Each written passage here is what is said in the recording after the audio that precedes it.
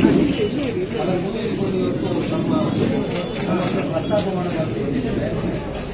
ಬಹಳ ಮುಖ್ಯವಾಗಿ ಮಧುಗಿರಿ ತಾಲೂಕಲ್ಲಿ ಮಳೆಯಾಶ್ರಿತ ಬರಪೀಡಿತ ಪ್ರದೇಶ ನಮಗೆಲ್ಲ ಮುಖ್ಯ ವಿಚಾರ. ಯಾವುದೇ ನೀರಾವರಿ ಮೂಲಗಳು ನಮ್ಮ ತಾಲೂಕಿಗೆ ಇಲ್ಲ. ನಾವು ಹೇಮಾವತಿ ಮತ್ತು ಭದ್ರಾ ಜಲಾಶಯದಿಂದ ವಂಚಿತರಾಗಿದ್ದೇವೆ. ಅವರು ಸ್ವಲ್ಪ ನೀರಿನ ಅವಕಾಶಿದ್ದಾರೆ. ಆದರೂ ಸಾಲು ಬಹಳ ಪ್ರಮುಖವಾಗಿ ಹುಣಸೆ ನಮಗೆ ಪ್ರಮುಖವಾದಂಥ ವಾಣಿಜ್ಯ ಬೆಳೆ. ಈ ಹುಣಸೆ ಬೆಳೆನ ಕೀಳಲಿಕ್ಕೆ 1,500 ರೂಪಾಯಿ ಕೊಡ್ತೀವಿ ಒಂದು ನಾಳಿಗೆ, ಆಯ್ಲಿಕ್ಕೆ 500 ರೂಪಾಯಿ ಕೊಡ್ತೀವಿ, ಮತ್ತೆ ಕುಟ್ಲಿಕ್ಕೆ ಅದನ್ನ ಹಣ್ಣನ್ನ ಮಾಡಲಿಕ್ಕೆ 25 ರಿಂದ 30 ರೂಪಾಯಿ ಕೊಡ್ತೀವಿ. ಹಾಗಾಗಿ ಖರ್ಚೆ ಜಾಸ್ತಿ ಹಣ್ಣು ಕೀಳದೆ ಬಿಡ್ತಕ್ಕಂಥ ಸಂದರ್ಭ ಬಂದಿದೆ.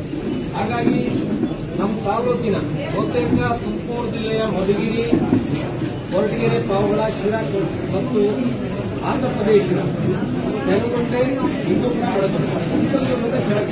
ಇಷ್ಟು ಭಾಗದಲ್ಲಿ ಹುಣಸೆ ಬೆಳೆದಿದೆ. ಹಾಗಾಗಿ ಇಷ್ಟು ಬೆಳೆಗಾರರನ್ನ ರಕ್ಷಣೆ ಮಾಡಲಿಕ್ಕೆ ಒಂದು ಹುಣಸೆ ಅಭಿವೃದ್ಧಿ ಮಂಡಳಿನ ಸ್ಥಾಪನೆ ಮಾಡಬೇಕು ಅನ್ನೋದು ನಮ್ಮ ಬಹಳ ದೊಡ್ಡ ಒತ್ತಾಯ. ಆಮೇಲೆ ಹುಣಸೆ ಬೆಳೆಗಾರರಿಗೆ ಫಸಲ್ ಬಿಮಾ ಯೋಜನೆ ಅಡಿಯಲ್ಲಿ ಸೇರಿಸಬೇಕು ಮತ್ತು MSPನ ಡಿಕ್ಲೇರ್ ಮಾಡಬೇಕು ಅನ್ನೋದು ನಮ್ಮ ಒತ್ತಾಯ. ಎರಡನೇ ವಿಚಾರ, ಹತ್ತಿ ಬೆಳೆಗಾರರು ಸುಮಾರು 2,000ಕ್ಕೂ ಹೆಚ್ಚು ಕುಟುಂಬಗಳು ಹತ್ತಿ ಬೆಳೀತಾ ಇದ್ದಾರೆ. ಕಳೆದ 20 ವರ್ಷಗಳಿಂದ ಜಿಲ್ಲಾಡಳಿತ ಮತ್ತು ತಾಲೂಕಾಡಳಿತದ ನೋಡಿನೂ ಸಹ ಅವರ ಅನುಮತಿಯಿಲ್ಲದೆ ಇವರು ಬೀಜಗಳನ್ನ ಕೊಡ್ತಾ ಇದ್ದಾರೆ, ಹತ್ತಿನ ಬಳಸ್ತಾ ಇದ್ದಾರೆ. ಅನಧಿಕೃತವಾಗಿ ಉತ್ಪಾದನೆ ಮಾಡಿ ರೈತರಿಗೆ ಮೋಸ ಮಾಡ್ತಾರೆ. ಯಾವ ರೀತಿ ಮೋಸ ಅಂದ್ರೆ, ಹತ್ತಿ ತೂಗಬೇಕಾದ್ರೆ 1 ಕ್ವಿಂಟಾಲ್ 7 ಕೆಜಿ ತೂಗ್ತಾ ಇದ್ದಾರೆ, ಬೀಜ ತೂಗಬೇಕಾದ್ರೆ 1 ಕ್ವಿಂಟಾಲ್ 7 ಕೆಜಿ ತೂಗ್ತಾ ಇದ್ದಾರೆ, ಮತ್ತೆ ಜಿನ್ನಿನ ಬೀಜನ 1 ಕ್ವಿಂಟಾಲ್ಗೆ 1,200 ಹೆಚ್ಚಿಗೆ ತೂಗ್ತಾರೆ. ಟೋಟಲಿ 5 ಕೋಟಿ ರೂಪಾಯಿ. ನಮಗೆ ಕೃಷಿ ಇಲಾಖೆ ಹೆಚ್ಚು ಕೊಟ್ಟ ಪ್ರಕಾರ 5 ಕೋಟಿ ರೂಪಾಯಿ ಗೋಕಾಗಿದೆ ಮಧುಗಿರಿ ತಾಲೂಕಿನ ಬೆಳೆಗಾರರಿಗೆ. ಅದರಲ್ಲೂ ಶಿರಾ ತಾಲೂಕು ನಮಗೆ 4 ಪಟ್ಟು ಬೆಳೀತಾರೆ. ಅವರಿಗೆ ಬಹಳ ದೊಡ್ಡ ಮೋಸ. ನಾವು ಹಿಂದಿನ ವರ್ಷ 7ನೇ ತಿಂಗಳಲ್ಲಿ ತಾವು ಸಭೆಯನ್ನು ಮಾಡಿದ್ದೀವಿ. ಸಭೆಯಲ್ಲಿ ಕೆಲವು ಸಭಾ ನಿರ್ಣಯಗಳನ್ನು ಮಾಡಿದ್ದೀವಿ. ಅದನ್ನು ಅಮೆಂಡ್ ಮಾಡೋದಕ್ಕೆ SCAPನ ಜಾರಿ ಮಾಡಿಸಬೇಕು ಅಂತ ಹೇಳಿ CDAC ಪಾಲಿಸಿನ ಸರ್ಕಾರಕ್ಕೆ ತಾವು ಕಳಿಸಿದ್ದಾರೆ. ಅದನ್ನ ಕೃಷಿ ಇಲಾಖೆಗೆ ನಾವು ಭೇಟಿ ನೀಡಿ 2-3 ಬಾರಿ ಹೋಗಿ ಮಾರುಕಟ್ಟೆ ಡೆಪ್ಟಿ ಕೇಳ್ಕೊಂಡಿದ್ದೀವಿ. ಮತ್ತೆ ತೂಕ ಮತ್ತು ಅಳತೆ ಕಚೇರಿಗಳಿಗೆ ಯಾರೂ ಸಭೆ ಮಾಡಿಲ್ಲ. ನಮ್ಮ ರೈತರಿಗೆ ಯಾವ ಇಲಾಖೆಯವರು ಬಂದಿಲ್ಲ. ಆ ಕಾರಣ ತುರ್ತಾಗಿ ರೈತರಿಗೆ ಆಗಿರ್ತಕ್ಕಂಥ ಮೋಸನ ತಪ್ಪಿಸಬೇಕು. ಏನೀಗ ಹತ್ತಿ ಹೆಚ್ಚುವರಿ ಚೀಟಿ ಕೊಟ್ಟಿದ್ದಾರೆ. ಅವರು 7 ಕೆಜಿ ಹೆಚ್ಚುತ್ತಿದ್ದೀವಿ, 7 ಕೆಜಿ ಬೀಜ ಹೆಚ್ಚುತ್ತಿದ್ದೀವಿ ಅಂತ ಹೇಳಿದ್ದಾರೆ. ಆ ಚೀಟಿಗಳನ್ನೇ ತಾವು ಮಾನದಂಡ ತಗೊಂಡು ಆ ದುಡ್ಡನ್ನು ವಾಪಸ್ ಕೊಡಿಸಬೇಕು ಅನ್ನೋದು ಬಹಳ ಪ್ರಮುಖವಾದಂಥ ಒತ್ತಾಯ.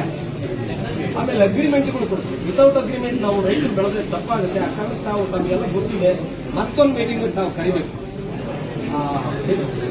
JD ಮತ್ತು DD ಅವರ ತಮ್ಮ ಅಧ್ಯಕ್ಷತೆಯಲ್ಲಿ ಅವ್ರನ್ನ ಕರೆದು ತಾವು ಈ ಸಮಸ್ಯೆನ ಬಗೆಹರಿಸಿಕೊಳ್ಳಬಹುದು. ಎರಡನೇದು, ಮೂರನೇದು, ನಮ್ಮ ಪ್ರದೇಶದಲ್ಲಿ ಸಿರಿಧಾನ್ಯಗಳು, ದ್ವಿದಳ ಧಾನ್ಯಗಳು ಶೇಂಗಾ ಜಾಸ್ತಿ ಬೆಳೀತಾ ಇದ್ವಿ. ಈಗ ಮಳೆ ಆಗೋದ್ರಿಂದ ಸಂಪೂರ್ಣ ನಾಶ ಆಗಿದೆ, ಬೆಳೆ ಬಿಟ್ಟಿದ್ದೀವಿ. ಈಗ ನಮಗೆ ಪ್ರಮುಖವಾದ ಬೆಳೆ ಅಂದರೆ ಹತ್ತಿ ಒಂದು, ಬೇರೆ ಇನ್ನೇನೂ ಇಲ್ಲ. ಅದನ್ನು ಬೆಳೆದ್ರೆ ನಮಗೆ ಆದಾಯ ಬೆಳೆಯಲ್ಲ ಅಂತ ಇಲ್ಲವೇ ಇಲ್ಲ.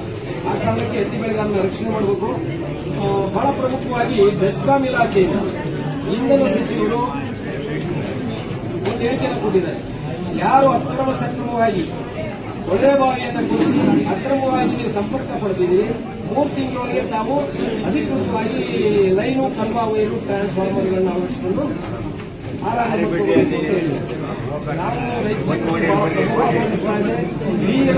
ಕಳಿಸಿದೆ.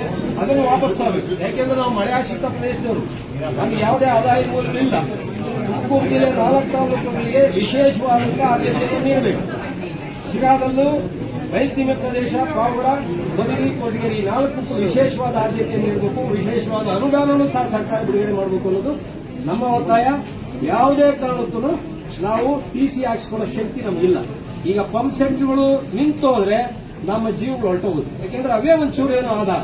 ಆಮೇಲೆ ಇರಬರ ಜನ ಎಲ್ಲ ನಮ್ಮಲ್ಲಿ ಕೂಲಿ ಮಾಡಿ ಜೀವನ ಮಾಡ್ತಾರೆ. ಹಾಗಾಗಿ ನಮಗೆ ಸರ್ಕಾರದ ವತಿಯಿಂದಲೇ, ಬೆಸ್ಕಾಂ ವತಿಯಿಂದಲೇ TC ಹಾಕಿಕೊಟ್ಟು ಹಿಂದಿನ ಅಕ್ರಮ ಸಕ್ರಮ ಯೋಜನೆಯನ್ನು ಮುಂದುವರಿಸಬೇಕು. ಇದು 4ನೇ ಒತ್ತಾಯ. 4ನೇದು, ಎತ್ತಿನ ಹೊಳೆ ಯೋಜನೆ ತುರ್ತಾಗಿ ಈ ವರ್ಷದಲ್ಲೇ ಆಗ್ತದೆ. ಅದು ಸಾಕ್ತಾ ಇದೆ. ನಾವು ಬಜೆಟ್ ಅಲ್ಲಿ ತಂದಿದ್ದಾರೋ ಇಲ್ಲೋ ಗೊತ್ತಿಲ್ಲ ನಮಗೆ. ಈಗ ತುರ್ತಾಗಿ ಈ ವರ್ಷದೊಳಗೆ ಎತ್ತಿನ ಹೊಳೆ ನೀರನ್ನ ಬಿಡಬೇಕು. ನಾವು ಹೇಮಾವತಿ ಮತ್ತು ಭದ್ರಾ ಜಲಾಶಯದ ಸುಮಾರು 50 TMC ನೀರು ಮಧುಗಿರಿ ಕೇಳೇ ಇಲ್ಲ. ಈ ಭಾಗದ ಶಾಸಕರು ಆ ಸಂದರ್ಭಗಳಲ್ಲಿ ಕೇಳೇ ಇಲ್ಲ. ನಾವು ಎನ್ಸ್ಕೊಂಡು ನಟದೃಷ್ಟರು ಅನ್ನೋದಕ್ಕೆ ಇದೊಂದೇ ಉದಾಹರಣೆ. ಹಾಗಾಗಿ ಎತ್ತಿನೊಳೆ ನೀರು ಏನು 3 TMC 0.84 TMC ಮಾತ್ರ ಮಧುಗಿರಿಗೆ ಕೊಟ್ಟಿದ್ದಾರೆ. ಇದನ್ನು 2 TMC ಹೆಚ್ಚುವರಿ ಮಾಡಬೇಕು ಕೊರಟಗೆರೆಗೆ ಮತ್ತು ಮಧುಗಿರಿ. ಈಗಾಗಲೇ ಪಾವಗಡಕ್ಕೆ ಭದ್ರಾತು ಕೊಟ್ಟಿದ್ದಾರೆ, ಎತ್ತಿನೊಳೆಗೂ ಕೊಟ್ಟಿದ್ದಾರೆ, ಶಿರಾ ಹೇಮಾವತಿಗೂ ಕೊಟ್ಟಿದ್ದಾರೆ, ಎತ್ತಿನೊಳೆಗೂ ಕೊಟ್ಟಿದ್ದಾರೆ. ಹಾಗಾಗಿ ಹೇಮಾವತಿ ಹಾಗಾಗಿ ನಮಗೆ 2 TMC ನೀರಿನ ಹಂಚಿಕೆಯನ್ನು ಹೆಚ್ಚುವರಿ ಮಾಡಬೇಕು ಅಂತಕ್ಕಂಥದ್ದು ಮತ್ತೊಂದು ಒತ್ತಾಯ. ಎಲ್ಲಕ್ಕಿಂತ ಮುಖ್ಯವಾಗಿ